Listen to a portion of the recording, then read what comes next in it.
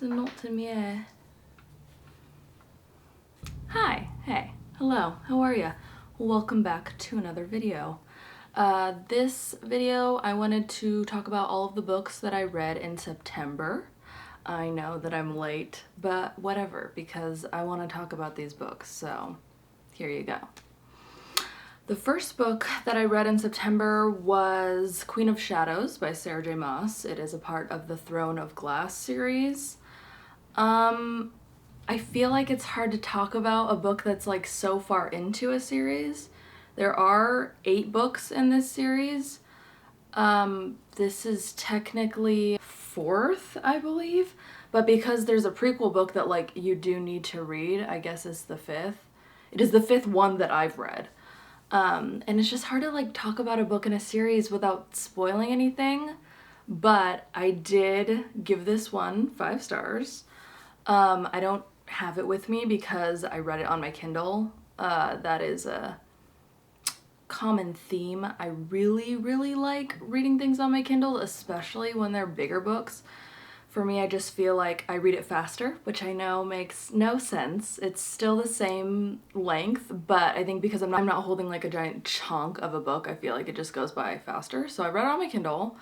5 stars. I personally feel like every book in the Throne of Glass series that I've read gets better. I think that the story just like keeps ramping up. I feel like the lore and the magical politics just get like deeper and more interesting as you go. I really felt like this one gave me what I wanted, you know? I was sad there was like a certain character that I love a lot that you meet in Heir of Fire that is not in the beginning of this one, and that one, that was a little too much for me. I was real frustrated, but then it's fine. They come in later and it's okay. I really like to know when somebody would suggest reading a specific book because I like to, if I can, if I know what time of the year or like what season a book takes place in, I like to be able to read it in that season. I just feel like it makes it more immersive or something. I don't know. And they don't have like, you know, months of the year that we have because it's a fantasy series, but I believe it takes place in like the end of summer / fall. I could be wrong. I don't really remember at this point, but I also think that as a genre, to me, fantasy is best in fall or winter. I know a lot of people say that, but that's just how I feel. So I would suggest that you read the Throne of Glass series as a whole series in fall. I mean, there's 8 books, so up to you. But yeah, very good, 5 stars. The next book that I read in September was Fourth Wing by Rebecca Yarros. I finally did it. I feel like I was the last person on earth to read this book because it just absolutely blew up. But I finally got it from the library. It's a gamble. It's a new series. It's a new author I'd never read. So I was like, I don't want to buy it. So I put myself on the hold list at the library. And if you are a frequent library user like I am, you know that like hold lists at the library can be like weeks, months long. It just takes forever and you honestly just like forget that you even put yourself on the list. So it came up and I was like, I don't know, I'm excited about it, but I almost sent it back honestly because I'm in the middle of reading Throne of Glass right now for the first time. And I was like, do I want to start another fantasy series? Will that confuse me? No. Let me tell you. Oh my gosh. I love Fourth Wing so much. I see the hype. I get it. It's amazing. It tells the story of Violet. She goes to this college where they have different avenues they can go down, different things that they can study, and she always thought that she was going to be in the scribe quadrant. They're kind of like historians, librarians, writers, like just very cerebral, intellectual path to go down. But her mom is in charge of, she's like one of the head people in charge of the writers quadrant, not writer as in like writing books, but like writing dragons. There are dragons. It's great. I know. And so she's just like forced into that, and she is really weak physically. They never say if she has like a specific ailment that causes that, but she's also just like really tiny, and so everyone's like, oh my gosh, you're not gonna make it. And so this is the story of like her time in the in the writers quadrant over the course of a year. So it does start in like September, I guess, like when a school year would start, and then it goes over the course of a whole year. So if you wanted to read it like when it starts, basically, I would say start it in September.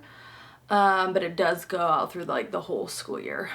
But it was crazy, honestly. Like, I really liked it. I thought it was really good. I will say, I guess like trigger warning for like death and violence. It's like pretty gory, and that really surprised me because I feel like I hadn't heard anybody talk about that. So if that kind of bothers you, yeah, I feel like the whole book is like pretty callous about like death. Like there's just a lot of people, like when they say like you're not gonna make it in the writer's quadrant, like it doesn't mean like, oh, you flunked out. It means like, no, you died because something went wrong and like you just couldn't deal.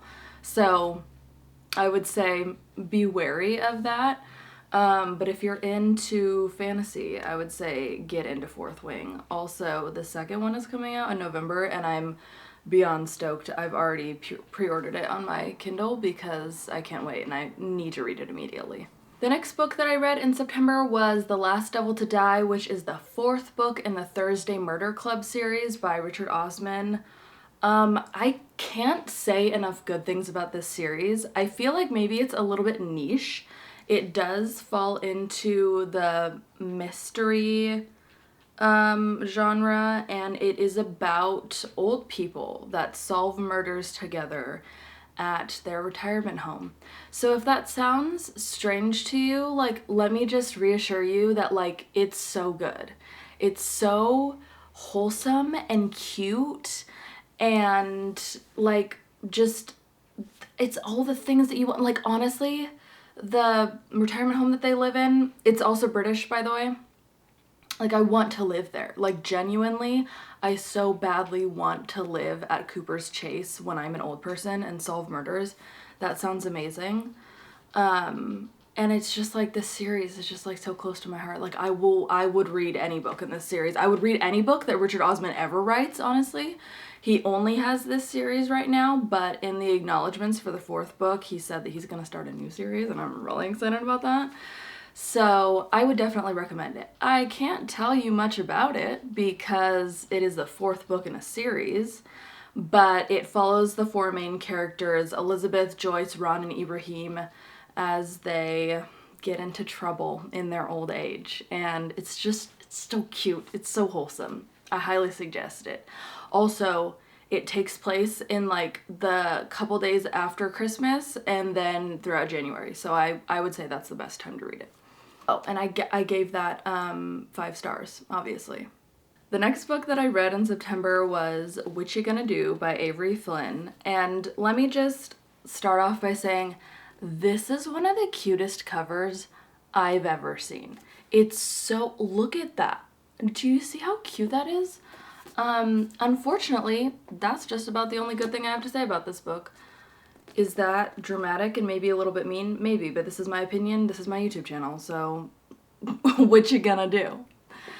Don't talk to me. I genuinely could not stand this book. I actually gave it 1 star, which I rarely ever do.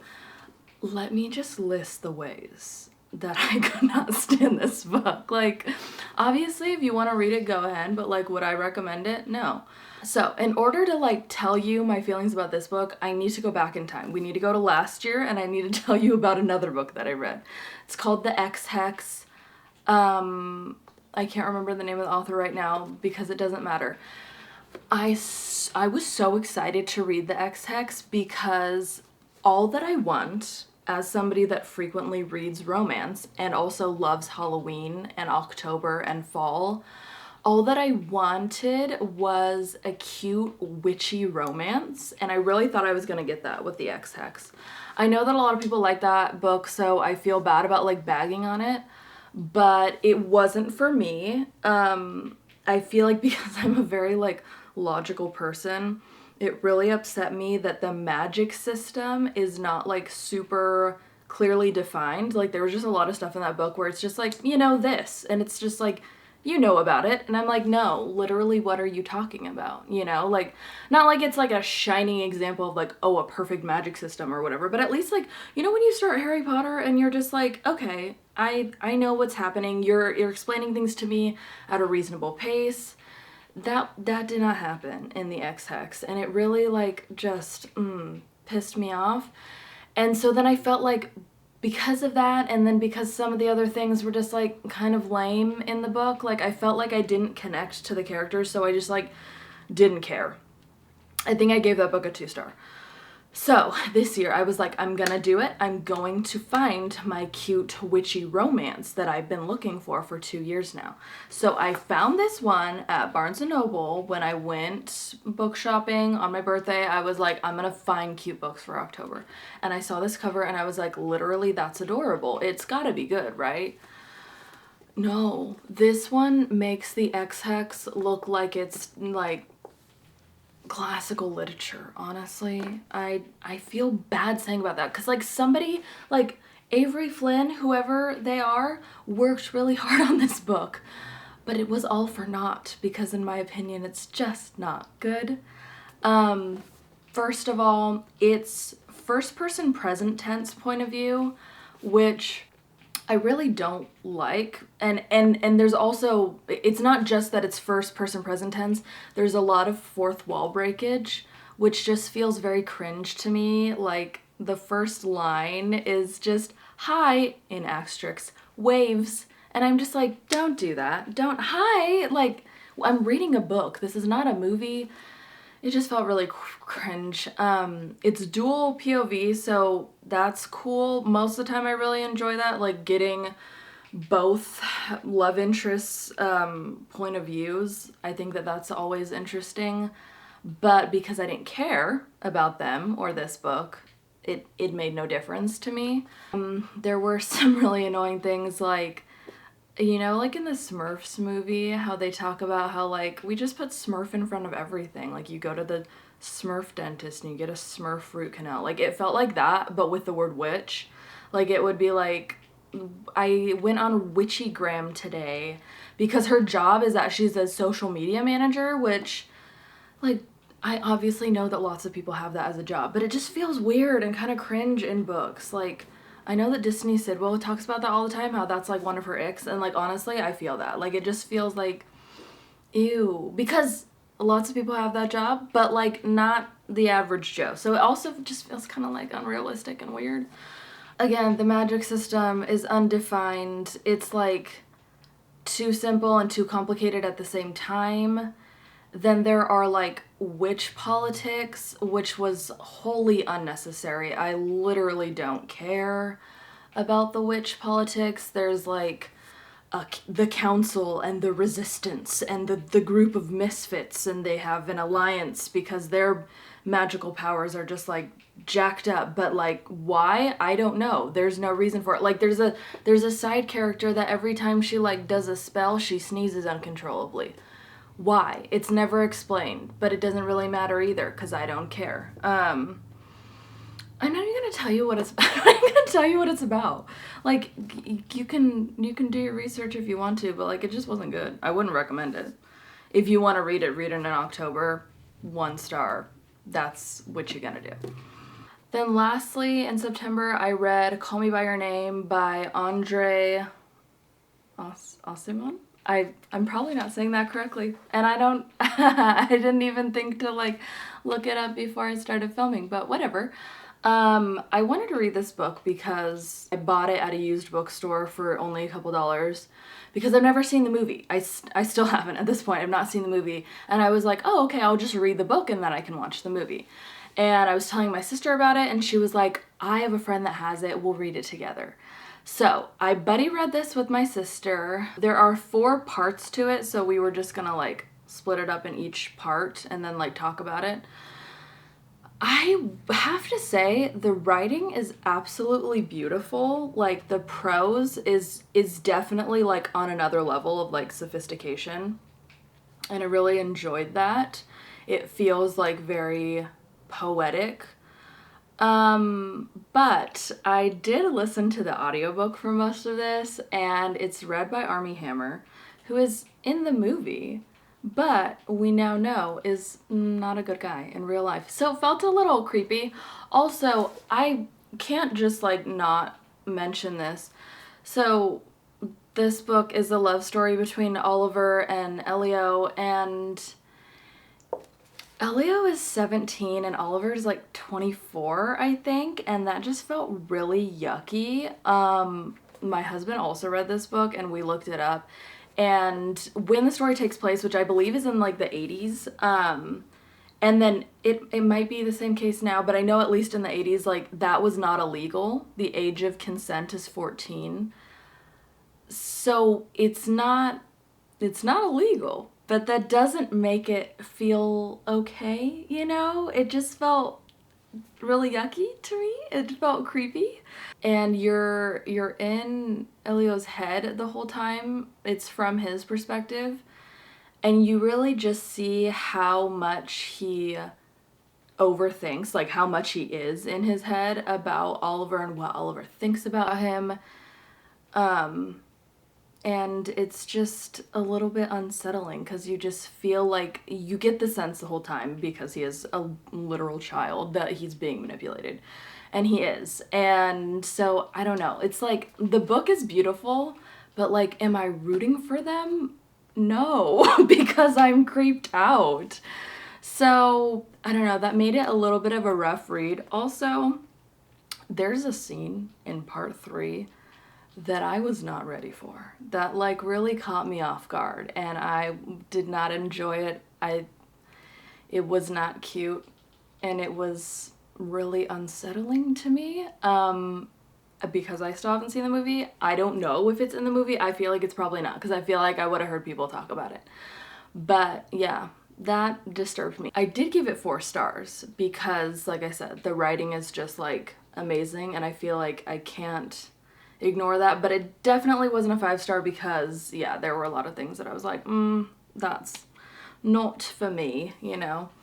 It takes place in the summer, but I feel like the way that things are described, like you could also read it in the spring, like it kind of has spring vibes to me. But because it takes place in Italy, it's like the setting is beautiful too. So yeah, I know it might sound like from my complaints about it that like it sounds weird that I give it 4 stars, but I think it deserved 4 stars, and I am excited to watch the movie to like get the hype about it finally. So those are all the books that I read in September. If you've read any of these books, let me know. Give me a comment. Tell me what you thought. I will be continuing the Throne of Glass series into the rest of October, and still desperately trying to find a cute witchy romance, so we'll see what I get up to in this next month. Anyway, thanks for watching. Bye.